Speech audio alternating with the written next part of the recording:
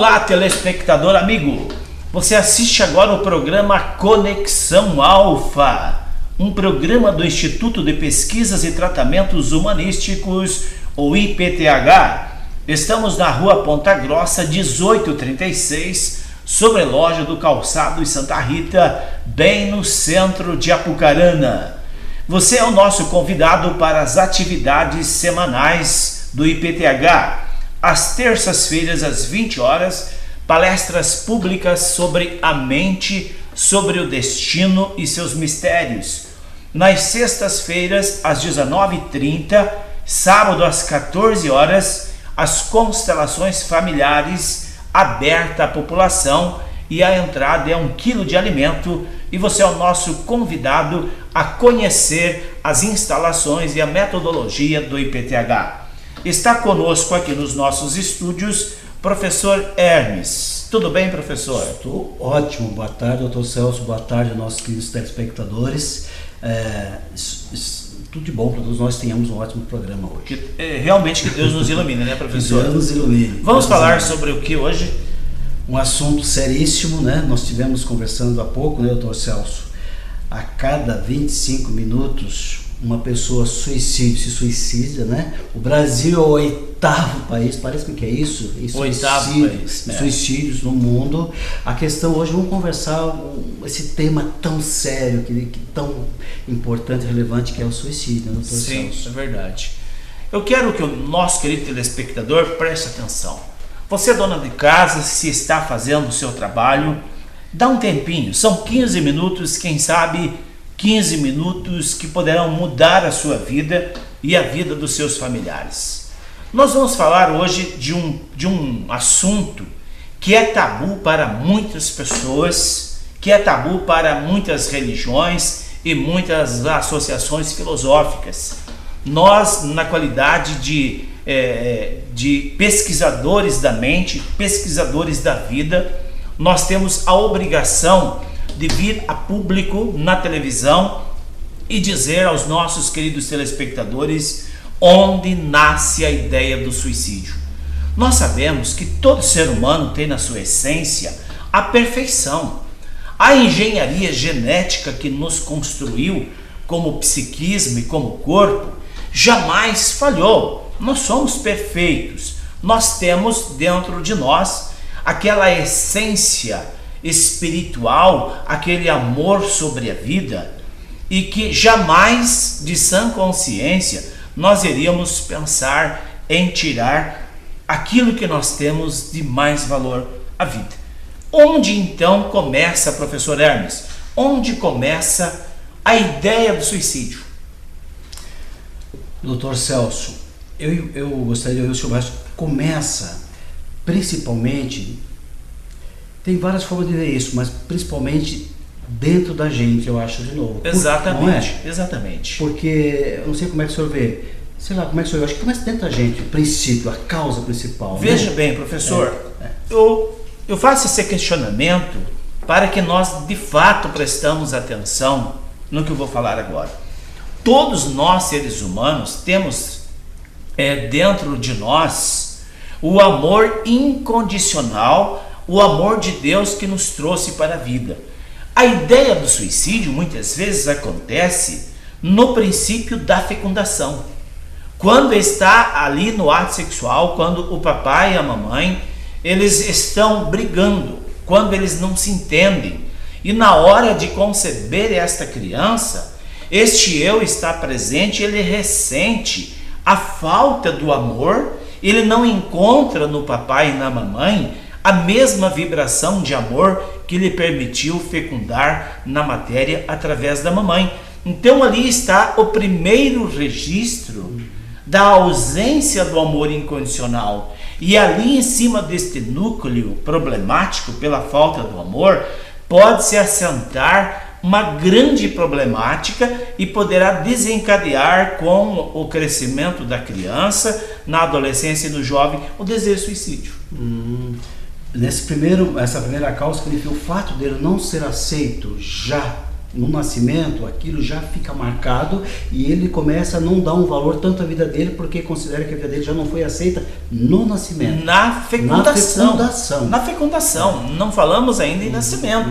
Dentro lá do contexto noológico, onde forma o zigoto, da fecundação do óvulo pelo espermatozoide, hoje a ciência reconhece, e isso é claro para o mundo científico, para a ciência mental, que aquele ser, professor, já está presente ali na hora da fecundação. E quando ele não é amado, quando não é aceito, cria-se um núcleo de desamor. Agora, este núcleo de desamor vai levar ele ao suicídio? Não. O núcleo do desamor funciona como um ímã de atração.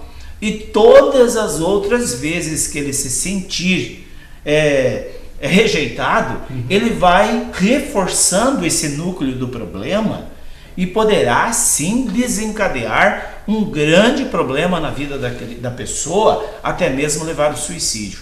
Agora, o núcleo negativo do desamor sozinho não leva ninguém ao suicídio.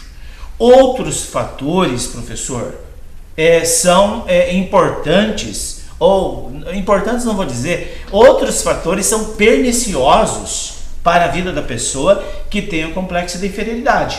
O primeiro fator pernicioso são as crenças religiosas que pregam a finitude da vida com a morte do corpo. Então veja bem, se a pessoa está sofrendo, não é amada, sente-se rejeitada, e ensinam que ele no outro lado terá uma vida maravilhosa, estará no oásis, por que ele vai sofrer? Não é verdade? E nós sabemos que ensinamentos como esse são idênticos aos ensinamentos religiosos ensinados pelos terroristas.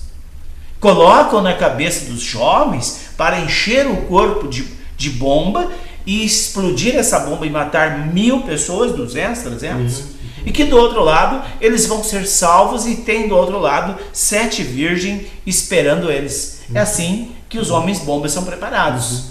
Da mesma forma, as religiões chamamos de pseudas religiões.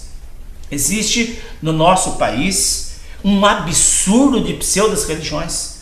Tanto é que, infelizmente, o nosso Brasil ocupa o 8º lugar no ranking de suicídio. E é o país com o maior número de pseudas religiões que ensinam a finitude da vida com a morte do corpo. Eu atendo aqui, aqui no nosso consultório, há uns dias atrás, professor, uma jovem de 15 anos, estuda num bom colégio de Londrina. Ela é uma menina jovem, bonita. Ela estava saindo de casa no domingo de manhã para encontrar uma amiga, e ela é abordada então por esse pessoal de pseudas religiões que bate de porta em porta e falaram para ela: ei moça, vocês poderiam nos dar um minuto? Uma moça muito educada parou e deu atenção para eles, e eles falaram: sabe o que acontece com o final do mundo? Sabia que o mundo está para acabar? Sabia que aqui não vai mais ter tristeza, depois da morte não tem mais tristeza, não tem doença, não tem sofrimento? E foram falando na cabeça da menina, foram falando. Esta menina ficou atordoada, voltou para dentro de casa, e a partir deste momento ela colocou na mente o desejo de suicídio. Ela tinha rompido com o namorado há 1 mês e pouco, estava se recuperando daquele trauma do rompimento, e aí colocaram nela a ideia que do outro lado é as mil maravilhas, não há sofrimento, não há dor, então por que ficar sofrendo? E esta menina não cometeu o suicídio porque Deus não permitiu. Por 2 vezes ela tentou cortar os pulsos, na 3ª vez ela tentou se enforcar com uma corda. Foi aí que nós tomamos conhecimento do problema desta menina. Ela veio até Apucarana, onde nós fizemos a terapia. Agora volto a dizer, foi os evangelizadores, nós chamamos aqui de evangelizadores do infortúnio. Foi eles que desencadearam, ou foi eles que colocaram na mente dela a ideia do suicídio? Não, foi um gatilho, porque já existia no inconsciente dela o fator de não ter se sentido amada. E esta menina era a segunda filha de uma mãe solteira, e a mãe, quando ficou sabendo que ela estava grávida, tentou abortá-la. Então, esta pregação dos profetas do infortúnio desencadeou um gatilho que estava adormecido dentro dela, aonde a mãe não amou, a mãe não aceitou ela e tentou abortá-la. Então, este registro, o núcleo desse registro, fez com que se abrisse em leque e ela então tentasse o suicídio. Seríssimo, doutor Celso. Eu estava aqui pensando, por exemplo, o senhor estava colocando uma questão central como motivo, que é quando as pessoas cometem ou suicídio individual ou coletivo, esperando encontrar uma outra vida, né? Exatamente. Esse é um dos motivos que tem levado principalmente vários exemplos na Guatemala, e o senhor falou dos kamikazes, onde que você, ou por uma causa social. Ou por uma vida de promessas, de não ter sofrimento nunca mais, eles cometem suicídio coletivo. O senhor colocou uma outra coisa muito importante, acho que como motivo, que é a questão da onde você quer não como angústia mesmo. Eu estou pensando que o motivo pessoal dentro da gente, no inconsciente, que aquilo pode se tornar mais tarde uma desesperança tão grande, que torna-se uma esquizofrenia, que envolve uma tristeza profunda. Esse início de não aceitação, no nascimento lá, isso pode transformar mais tarde numa doença, né, fortíssima, que leva psicológica, né, mental, que pode levar ao suicídio. Eu estava lembrando também, quer comentar um pouco com o senhor, por exemplo, o suicídio também pode ter um motivo de vingança, que as pessoas podem, por exemplo, cometer esse ato destrutivo para mostrar para as pessoas que eles vão deixar que eles são culpados por ele ter tomado aquela decisão.